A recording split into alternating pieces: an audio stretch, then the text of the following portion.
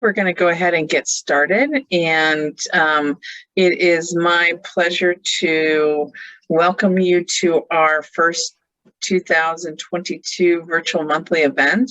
We co-sponsor this with the Missouri Environmental Education Association, and we are doing these events every month free for our members, trying to pick out cool things that you might like to hear more about. I think the voting is still open for the possibilities for the rest of 2022, but I'm really happy to have Ashlyn Kite-Hartwick with us from KACEE. She's our Director of Educational Programs, and then also Morgan Barrett will be joining us. She had some wind internet issues, so she's hustling over to a place where she has better connection to join us. And one of the things that I wanted to make sure that we did today was recognize our event sponsors. So Morgan Barrett Photography.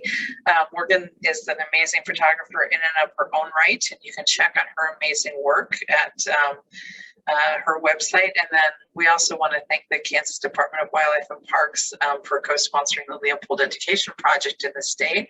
And we're going to be doing a little bit with LEP, as we call it, or the Leopold Education Project today. So without any further ado, welcome. We're glad you're here, and I'm going to turn it over to Ashlyn. Thank you, Laura. We are super happy that you all are with us today. And as Laura mentioned, Morgan is going to be here very soon. We are going to flip-flop our presentation a little bit since she had to run to a different location to get her internet going. So I'm actually going to get us started with the Leopold Education Project information. So you have to forgive me a little. I'm going to jump into what was the middle of our slides, and then when Morgan jumps in, we'll flip back to the beginning of our slides, but it won't matter as far as how the information comes across. So I'm going to go ahead and share my screen. Hopefully you all can see that. All right, so I wanted to give you a little bit of background on the Leopold Education Project and how this, we're going to get into how this also ties into nature photography. So I'm going to give you the LEP or Leopold Education Project info first, and then Morgan will tie in with the nature photography as well. So some of you may be familiar with either a Sand County Almanac, the book written by Aldo Leopold, or also possibly the Leopold Education Project itself. So you'll see over there on the right-hand side of the screen, I've got an image of the project, which is an environmental education guide that is full of environmental education activities that can be used with the best age range to use them with would be middle to high school age students.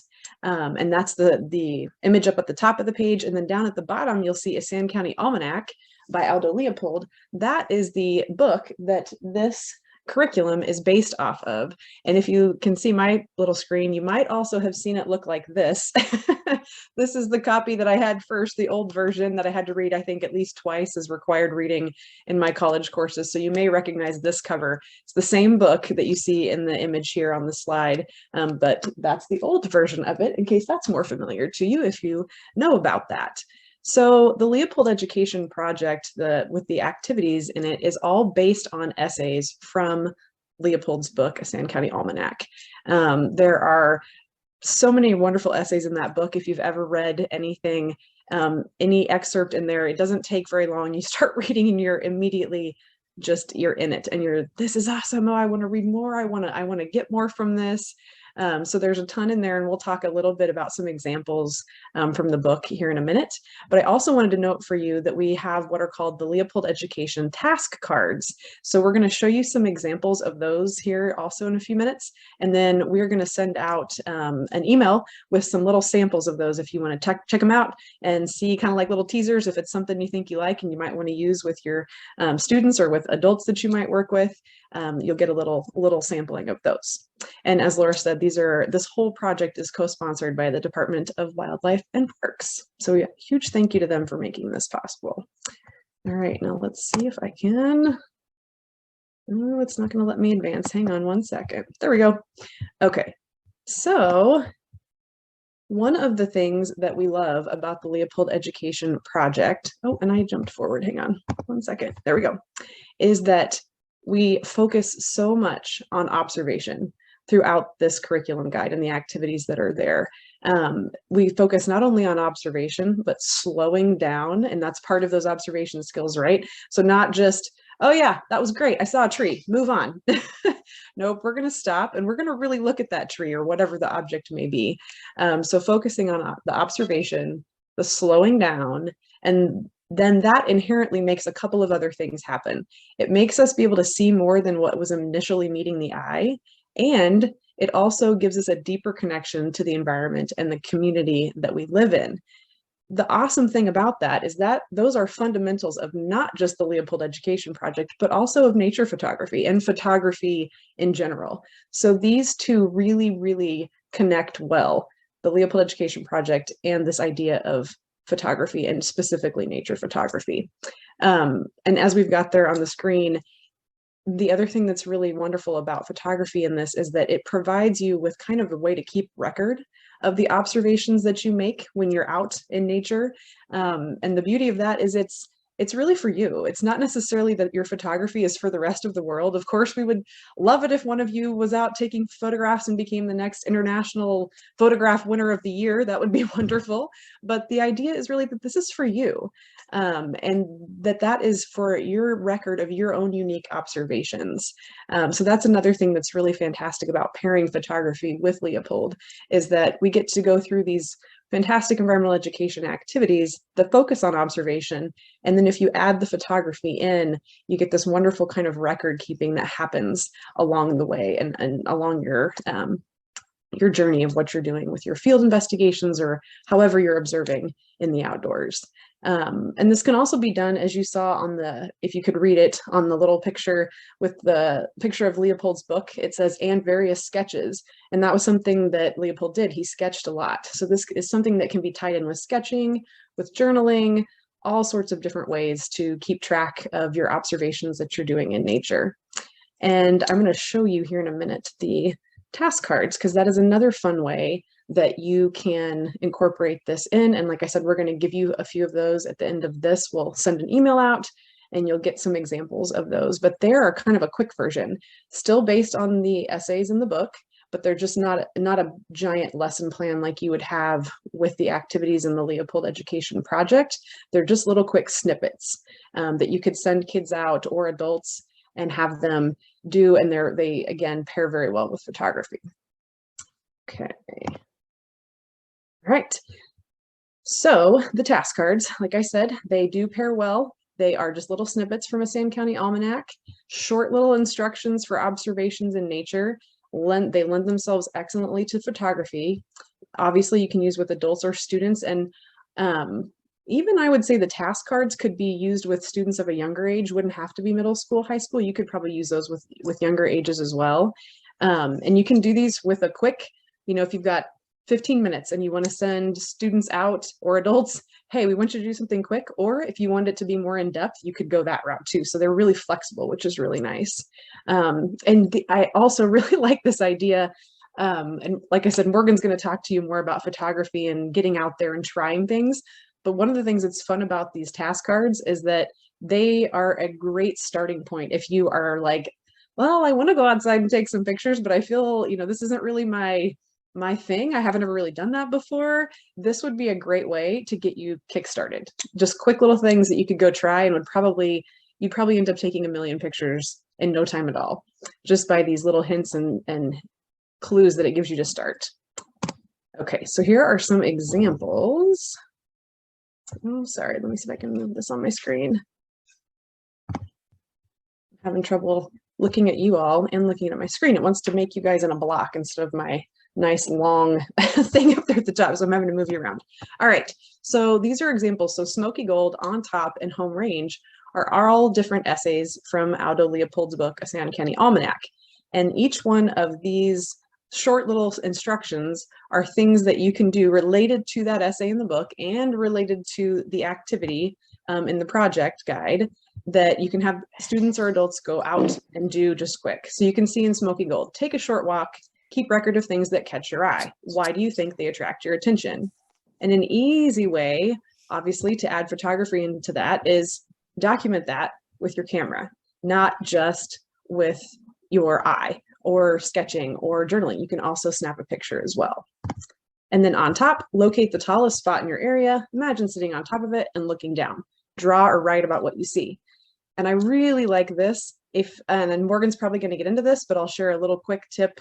Morgan is an amazing photographer, and I have a little bit of photography in my background, but Morgan blows me out of the water.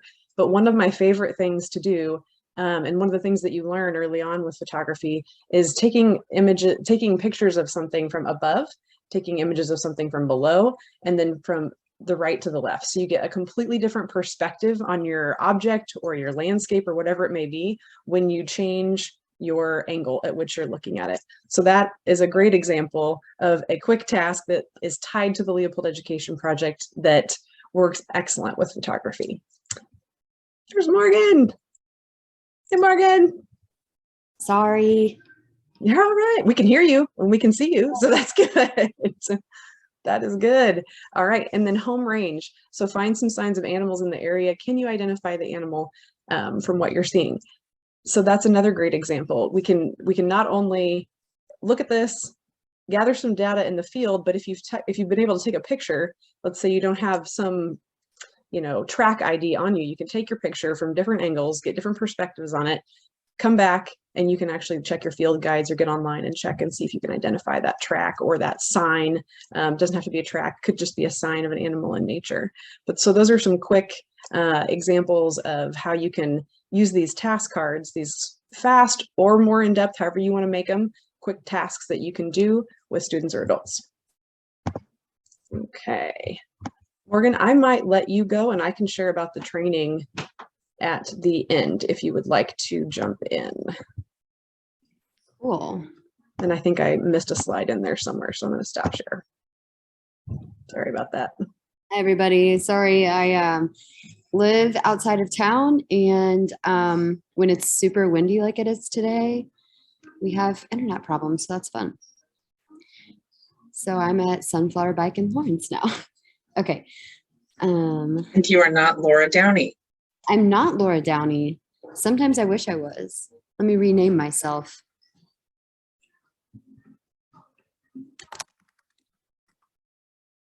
There I am. Yay. Okay. Let me get to presenter mode.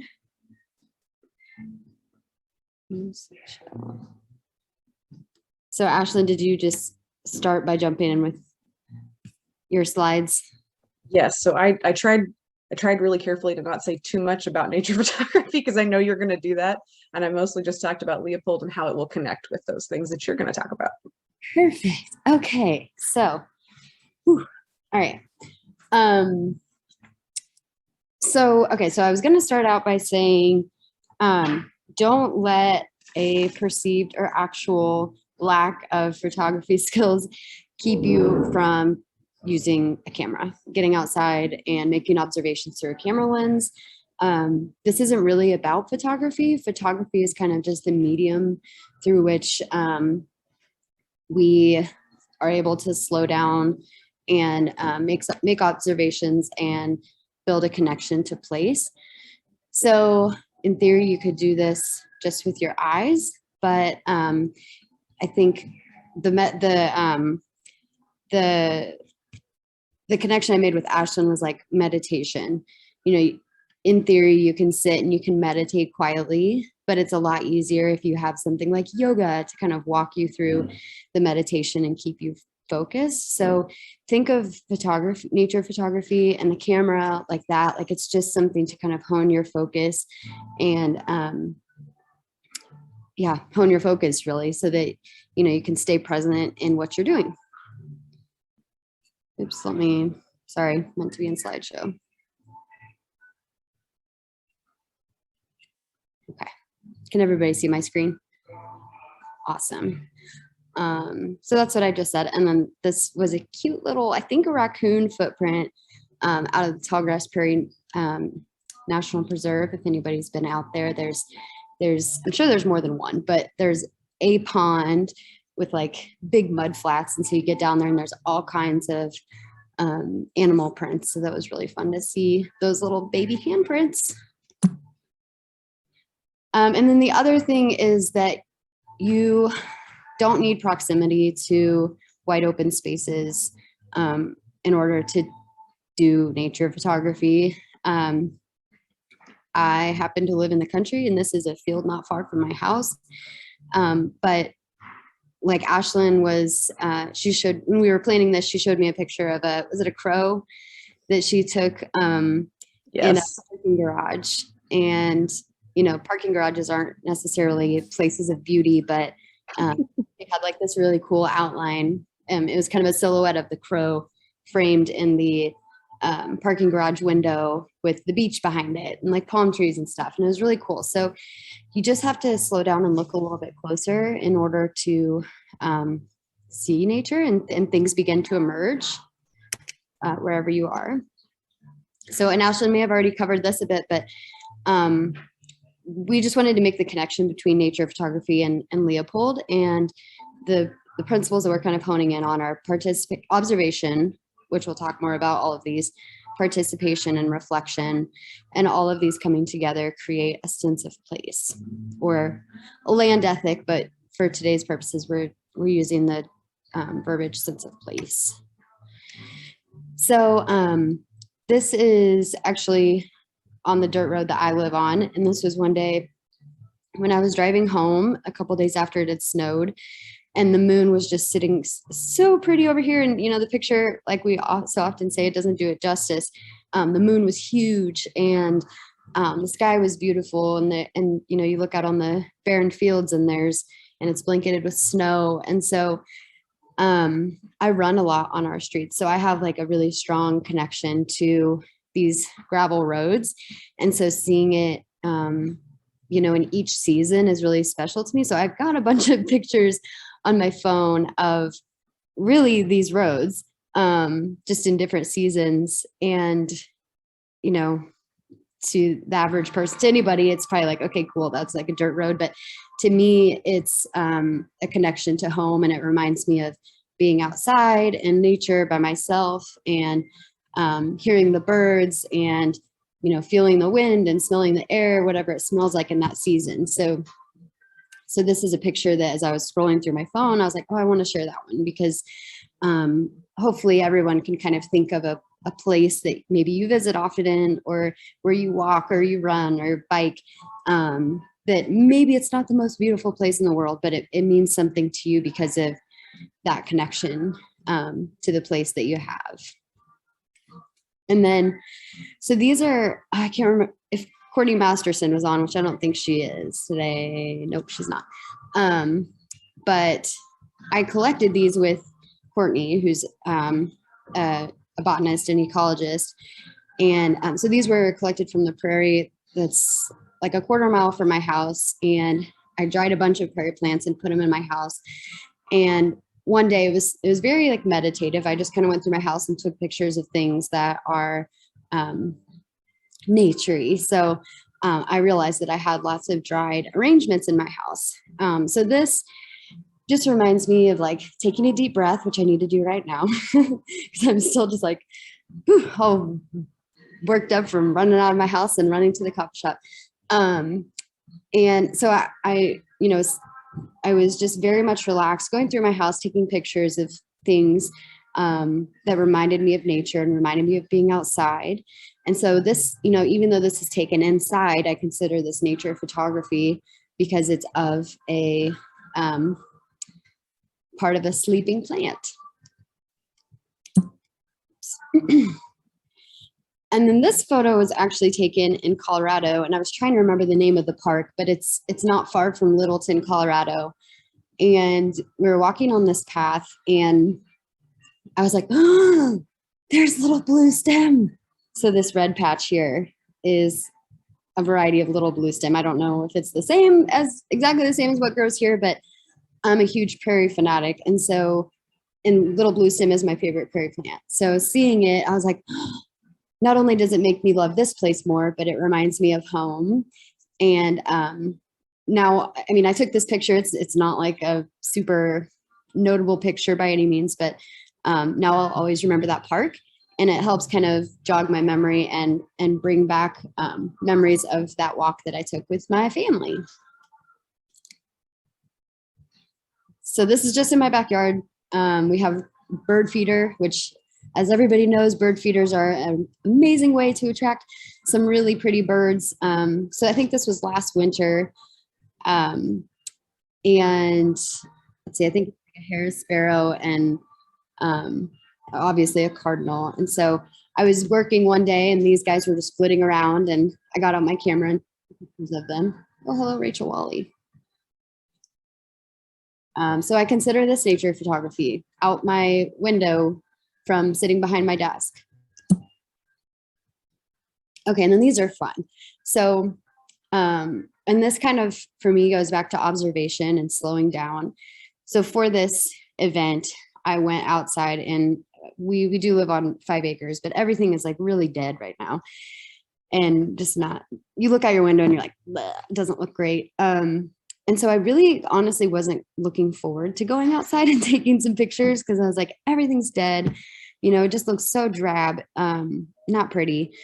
So, but I did it because I was like, that's, you know, that's what we're selling here, you know, is go outside and take pictures of things, even if they don't seem beautiful at first, because especially in the winter, it's so,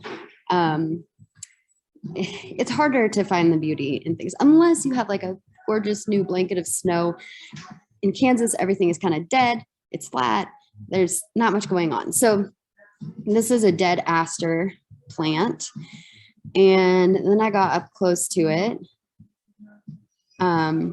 slowed down, got on its level, took pictures of the aster plant up close. And it's so cool that all these little, they still look like flowers. You can tell there's some seeds still in here, but mostly empty seed heads and then like dead petals. And so that was just like really beautiful to see that, you know, to kind of change your perspective from standing up. It just looks like a dead plant. And then you get down on its level and disappears. And I do want to acknowledge I have a DSLR camera, but just to practice what I'm preaching here, I took some of these same photos with my iPhone, and they still look really lovely. And what's awesome about, and I know not everybody has an iPhone, but what's great about smartphones now is that a lot of them have like portrait mode. So you can get into your portrait mode and take pictures that have this wide open aperture, which is what causes the background to blur. So that really makes your focus, which the focus is really kind of right here in the middle. I think those are probably the most in focus and clear little flowerlets, but it makes those stand out. So you can take pictures like this with your iPhone or even a point and shoot. It's just about getting down on its level and getting closer. And this was the same thing. I went into my garden and at first I was kind of sad. I was like, oh, you know, my garden looks, it's so vibrant and alive in the spring and the summer. And I go out there now and the only thing that's green are like these little nasty weeds. And it just looks so blah. But then I looked at this marigold plant, which you can see from up here that it still has some orange petals on it that have dried on the plant. And so again, I got down on its level, got closer, and oh, there's color in the middle of winter. And this orange blob right here in the left, I'm pointing as though you can see, on the bottom left corner is just, I plucked off one of the marigolds and held it in front of the lens. And again, I tried this with my iPhone, and you can do it with an iPhone too, or with a point and shoot. You just hold it close to the lens and it blurs out. And then it gives you like some additional color among the drab landscape of winter. So I really love that picture. And you can see just like so many details of the dead seed head of the marigold. And this is another example of Milo that, and Ashlyn, thank you for educating me and telling me that was Milo. I was calling it sorghum, I think, or something. Oh, it's okay. They're either interchangeable. Okay, cool. Yeah, you're good. So this is Milo that my chickens like self-seed, or my chicken that self-seeded from my chickens feed. So this is just right outside of their coop. And again, it was like such a drab scene. and I was actually like, dang, I need to really, maybe bring my mower out here and chop this all up. It looks so bad. And then got down on this level, got in close, held another piece of Milo up by the camera lens, and you can see the individual seeds in that. And there's again, color, it's still holding on to some of its like rusty orange red color. Oops. Okay. So that was all kind of a lesson in observation for nature photography purposes. So slowing down, getting on, like, I think Ashlyn probably talked about perspective. Like, I know a little. I didn't want to step on your toes, so I said just a little bit. Yeah, I don't step on your toes either then, but I'll let you go through. So like one of the cards says, find the tallest point in your view and imagine standing on it. So with photography, I mean, you don't want to get up on something unsafe, but changing your perspective, either going up, going down, shooting through something, changing your perspective helps you observe things in a different way. And observation really is the basis of any kind of photography, which brings us to participation, which is that in nature photography, you can't just be like a passive person out there clicking like pictures, or none of it will mean anything to you. Not to mention your photos probably won't be that great.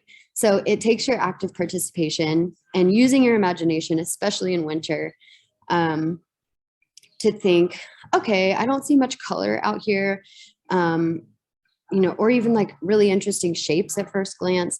So kind of using your imagination and thinking, oh, if I find some color and hold that in front of the lens, what will that do to the image? Not only that, but it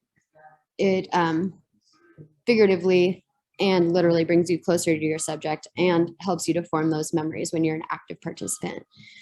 And then reflection in photography, the way that I think about this is, so one way is like reviewing your photos in camera or on your computer, or if you get them printed, going through them and reviewing what you've taken and culling and taking out the things that maybe you don't feel connected to, and noticing which images you do feel a connection to and noticing why. And it may not be that it's the most beautiful picture, but there's something about it. Like the picture of the road for me, I would print that one off and save it because it reminds me of a place that I love. Leah, welcome. And so what's the point of reflection? Why do we want to do that? To me, it's part of the whole process. It's, and I think kind of the ultimate reflection in photography is getting your photos printed and displaying them. Again, doesn't have to be like an award-winning photo, but if something makes you feel a certain way, reminds you of something, if you're able to have that tangible, or maybe it's just putting it on your iPhone screen. You want to remember on the really hard, long, dark days of winter that there is still beauty in the season. So maybe you put that picture on your iPhone background so that when you look at your phone, you see that photo and you're like, oh yeah, the world isn't such a dark place in the middle of winter. But, I was saying, so for me too, like printing off pictures that you've taken and, something that you're proud of and you feel like, you know what, I really spent time slowing down and making careful observations. And this is a picture that means a lot to me, and just printing it and framing it in your house. And so then every time you walk by it, you remember that experience and it connects you to the place that you were when you took it. And whether or not that place already had meaning to you, like my picture of the road, or not, like my picture of the grass in Colorado, now that place has significance and meaning, and it just helps strengthen that memory and my connection to that place. So that was a lot. So this is kind of an overview page, but So for nature photography, observation, which is slowing down and seeing more than initially meets the eye. Participation, so you're an active participant in seeing places in a different way and in a deeper way. And through that, cultivating a deeper connection to the places we live, building a land ethic or sense of place. And then reflection, like I talked about, reviewing the photos that you've taken, reflecting on the experience and what you're able to capture through careful observation, and capture not only in your photos, but like within you, which sounds maybe a little bit woo-woo, but like what you got out of it, essentially. Okay, Ashlyn, pass it back. I'm going to have you jump. I saved one of my slides. Go back one. Oh, there you go. That one, that's the one I saved. I kind of went through the others because they were kind of the nuts and bolts of what is LEP and what, what it entails. And we talked a little bit about how that connects to photography, but I wanted to save this one. And I'm glad because you led me right into it, Morgan. So that's perfect. So as Morgan talked about, this idea of having a sense of place, or as you'll see in Otto Leopold's book and in the Leopold Education Project, calling it a land ethic. So that's one of the awesome things that curriculum does, is it really does help students and adults build that sense of place. And just as Morgan was giving you all those wonderful examples of how photography can do that, that's why these two just really lend themselves so well to each other, and work in, using them together. So talking a little bit more about sense of place, these are just a few of the connections we can have that I listed here in all the different colors. But that's the idea of a sense of place, is really having a connection to the places that we live. And that includes all the components of our environment and our community.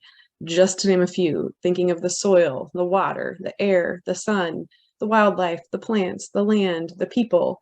That is something that as you go through the Leopold Education Project, and if you read a Sand County Almanac, that rings through the entire way, is this connection to your space and the people and the living and non-living components of it. So that is a really happy marriage between that and photography, and why they work so nicely in tandem. And it also, and Laura's going to love this because loves the systems thinking conversation, but it also helps us then to, even on a bigger scale, to start thinking in a systems thinking approach. So I don't know if that's familiar lingo to all of you, but this idea of systems thinking. So if we have a sense of place, we really have a connection to that place, which then immediately starts making us think of other places, just like Morgan was mentioning. So both the activities and the photography are going to give you a sense of place where you are locally, but they can also give you a sense of place for places that are not local to you, just like Morgan's Colorado example. I think that's probably inherently one of the reasons, whether we know it or not, that we love to take photographs when we are on trips or on vacations, because we bring a little piece of that back with us. And then it's a connection that we have, even though we don't live right there.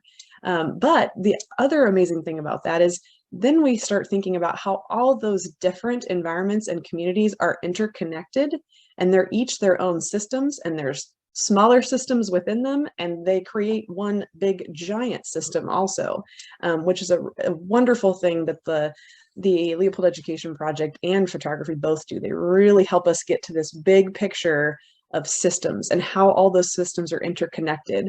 And then of course, we know that there's cause and effect. If something happens in one of the systems, even if it's a tiny piece, this is going to affect another system, and that's going to be connected to another system. And so what does that mean, and what does that look like? Which really gets us to critical thinking. And that is the whole basis of environmental education, is we want to create critical thinkers that are doing this systems thinking, and thinking about these interconnections. So it's just Leopold and photography are a wonderful way to start fostering that in students and adults both. So I'm glad I saved this slide until the end, Morgan, because it was like, Morgan's going to talk about it, and then I'm going to kind of finish that off. So I wanted to connect that there at the end for you all. And then I did also want to share, Morgan, if you can, let's see, go ahead and go forward. Yep, did that one. Go ahead and go forward. Two more. Yep, we talked about the task cards. Okay, so then what I wanted to share for you is, if this is something that you're really interested in, you can jump in. Right now we've got a Leopold Education Project training that's happening, and Mindy's actually also already going to be a part of that, so that's exciting. But we've got that happening. That goes from March 28th to April 15th. The registration deadline is March 23rd. It's approximately 12 hours, give or take. That's depending on if you work really fast or work really slow. It could be a little bit more or a little bit less. It's all asynchronous, so it's something that you would be able to complete at your own pace, or at your own convenience, approximately 4 hours per week over the course of 3 weeks. We do have our member rate special going on right now, so it's $50, no matter who that's for. It's $50, and you would get the training in the activity guide. So you would get the training, and you would get the Leopold Education Project guide. You would get a Sand County Almanac, a copy of that, and you would get the LEP task cards. So you get all of those components of it, and we walk you through some different activities in the guide, so you can kind of try them out and see how it feels, and you get to walk through them as the perspective of you're the student, essentially, and you get to try out the activities the same way the students would do. Morgan, actually, can I screen share real quick? Okay, I wanted to just briefly show you. Sorry, hang on. Get the right thing going here. I was going to give you a little sneak peek of what this looks like online, because I know sometimes, well, you would think online wouldn't be intimidating anymore with what we've been living through in the last few years, but I know sometimes that can still seem intimidating. So I thought I'd give you a sneak peek if you haven't been in any of our environmental education courses of what they look like. So this is just the first module in the Leopold Education Project, and you can see we just start walking you through some introductions to environmental education in KACEE, quick videos to watch, and then you jump into the second module, which is all about Leopold Education Project. You get a little quick background where you're reading some information about Leopold, and you're doing some reflection on what you read, and then you get to try some activities. And this is one of our favorites. This is actually the first essay in a Sand County Almanac, which is called January Thaw. Very appropriate for this time of year. I know we're in February, but we haven't had a ton of snow, but we're still in that kind of winter time of the year and kind of winter mode. So this activity is sort of a, we like to call it the what happened here activity. So the idea is we've got some examples just like this one set up where there might be tracks, and you're trying to figure out what happened, not really sure what animal was this, who came first, who came last, did somebody not leave this situation? You sort of become a crime scene investigator is what you do. And so that's an activity that pairs perfectly with the essay called January Thaw, which in the essay, Leopold is following the tracks of a skunk in the snow, and he is writing about his observations that he makes while he's following this skunk. And all these, he sees and connects with all these other things that are happening besides just the skunk tracks. So this activity kind of takes you through a simulation of that. So I just wanted to give you a quick snapshot of what that looks like. It's not big, it's not scary, it's really fun, and that's it. So that's like all of module 2 right there on that page. So I wanted to just kind of give you an example so you could see what that looked like. And then on this page is just the information. I was going to put the link in the chat. Morgan, I don't know if you want to do that, or you want me to just snag that link. I'll put this in the chat real quick in case that is of interest to you. Okay. And then I think, Morgan, unless you had anything that I am forgetting, I think that is everything that I had on my end. Yeah, I was just gonna say if anybody has any questions about anything, LEP or nature photography questions, feel free to ask. Yes.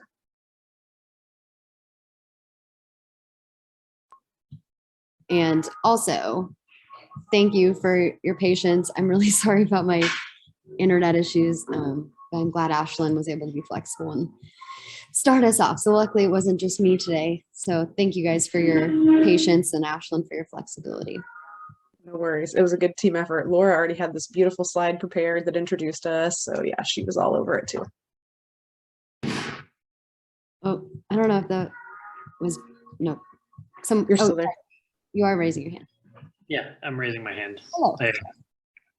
Just trying to have proper Zoom etiquette when possible, I just have a quick question. Thinking about when teaching any sort of variety of students, obviously we want to show examples of really successful photography, but that can also be intimidating for people who photography isn't necessarily their medium, and just trying to figure out that balance. If you had any ideas or examples of here's how to make someone feel comfortable diving into this new art form or something that's not really their expertise, but also getting them to take that leap and dive in wholeheartedly. I really just think it's getting out there and doing it.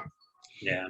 So, and I know that's not maybe like what people love to hear, but so I do photography professionally, and I took a 4-hour technical class a few years ago when I was getting started, just on like, I had gotten a DSLR and wanted to know how to shoot in manual mode, which is where you like are the one changing all the settings and the camera's not making any like assumptions, and so it just gives you more control over the camera. So I did that, and then honestly, like over the years, it's just getting out there and doing it and trying. So I don't know like timeline or anything like that, but there are like little tips and tricks that you can do to, like one thing which we talked about a little bit is like changing your perspective. I feel like it's huge for taking your photography like to the next level. So it depends on what you're shooting. Like if you're shooting something still life, which is I think the easiest, it's not moving, it's not a person. Don't start with people.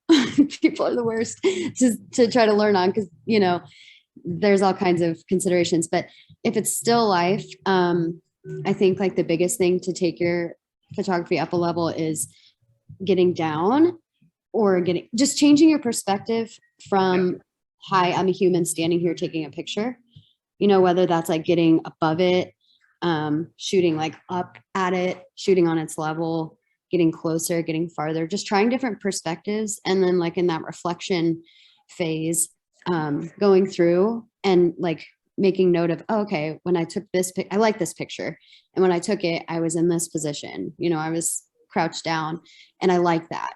And then just keeping that in mind for next time. I think that's probably like the best on the top of my head tip that I can give just for leveling up a little bit. It's like the worst thing really is standing at your normal height and just like taking a picture of something. That's just going to be uninteresting most of the time. So I don't know if that helps. Well, it does. I mean, it's just, it's hard. And I think part of it is allowing students, or allowing anyone, just to actually give themselves the time to get better at something. Mm-hmm. Because just like any art form or any sort of new skill set, it does take time, and not rushing through a unit or a workshop is a good remander. Yeah. And I think reflection and reviewing things is a big part of it, because I remember when I took that first workshop, as I was taking pictures, I was like, these are all going to be terrible. Like, I don't know what I'm doing. And then looking back on them a few years later, I was like, those are actually, like, some of these were pretty good. So it helps to kind of like build your confidence, and then also noticing what you did that you liked, and then you can replicate that. So, Laura, what is the most common mistake new photographers make? The first thing that comes to mind, and maybe it's because we were just talking about it, but it's just like standing at your normal height and not changing your perspective at all, and just like taking shots of something head on. It's just, I think it's because it's what we all see all the time. It's just like not interesting. And then Laura, I saw your question about studying a cell phone. Mindy's suggestion is good. They do have like cute little mini tripods you can set on the ground, so you just have to push the button. Morgan, I'm going to add to, let's see, what was your one right before that? Now I forgot what I was going to add to. Oh, one of the most common mistakes, I think too, is not taking enough pictures. I think that happens too. I know, when you look through my camera reel, you'd say, oh my gosh, you took way too many of the same shot. Well, but if I go back and look, about 5 of the 6 that I took, I don't like. I only liked 1 of the 6 that I took of the same thing. So taking a lot of pictures, especially in the digital world, it's so easy you know, so just take a lot of pictures, even if it feels like you're taking the same thing 6 times. When you go back to look at it, one might be the absolute winner and you don't like any of the others. So that's another one too. Yep, that's a good one. If I can add, so I'm a nature photographer. I've been doing it for about 20 years. I've been doing photography for 30 years. The picture actually is one of my sunflower pictures from just south of Wichita here. I took a few years ago, and I've got thousands of pictures upon thousands. One thing that I would add, so I teach kids photography in 4-H, because that's the perfect age to teach. My son is 11 and I'm now teaching him photography. So this will be fun. One thing that I find that's easy for kids, because they get intimidated when they see pictures, especially a lot of mine, because they're like, oh, you've been doing this a really long time. I'm never going to be that good. And I'm like, guys, I promise you, I was not always this good. Is I show them my mistakes. I will show them a picture where I'm like, oh, it's completely out of focus, or it's completely not what I was going for. And then I show that to them and say, even those of us, you see my great photos, but I still make mistakes. I still screw up. But then we talk about what I did wrong and if they can figure it out. And then we learn from that. And even now, I mean, I still make mistakes all the time. It's okay. And I still do that with them too. And so I let them, and when they take a photo that isn't quite, perfect, so to say, I'm like, that's okay. What don't you like about it? And how would you make that different? And it gives them an opportunity to do that reflection of, oh, well, I, messed up a setting, or, whatever it is that we're working on at whatever stage they are in their photography. Whether it's my son, he's new, so he just has an auto, click. The other thing too, I teach, because everyone wants to do animal photography. And those of us who've done nature photography for a really long time, don't take new photographers out to like Quivira or Cheyenne Bottoms and expect them to take a picture of an avocet that's like 300 feet away, because they're not going to, you're not going to see that. I actually take kids to the zoo. And I know that sounds really like counterproductive, but the animals are close. They're relatively used to being around people. So you learn how to read an animal, how to take pictures, how to play with your camera, and the animal's not going to run away. It can't go very far. It's not going to go away. And I give them an opportunity to work there before I take them out somewhere where that bird can fly away. They've had an opportunity to learn how to use their camera and how to quickly change settings. So when they're out in the field and they're taking that picture, they already know how to do it, and they're not scrambling and frustrated because I don't know how to change my setting right now. I don't know how to do it on the fly. It sounds comical, but the first probably year I work with kids, my favorite place to take them is the zoo, and we do a lot of pictures up there. Someone asked about a Chromebook. I don't have a Chromebook, but I can tell you that I use a program called Snapseed on occasion, which is a Google-based program. And I do believe that is an extension you can get on your Chromebook. I currently use Lightroom, but I know my son was using Snapseed for a while. So hopefully that helps. Yeah, thank you, Mindy. I love the idea of the zoo. Yeah, that's awesome. And yep. I don't know that I've ever taken pictures at the zoo, but that'd be such a great way to practice and like build your confidence, and they're right there up close. Snapseed. Okay, cool. Any other questions? I know we've wrapped up our portion of things a little bit early, but it's better than being late, I guess. Cool. Well, this will be recorded and we'll send it out. If anybody, if there was something that you missed or you wanted to watch again, remind yourself of what you heard. But thank you so much. From me, I don't know, Ashlyn, if you have anything else to say, or Laura? No, thank you all for jumping in and being with us. Thank you.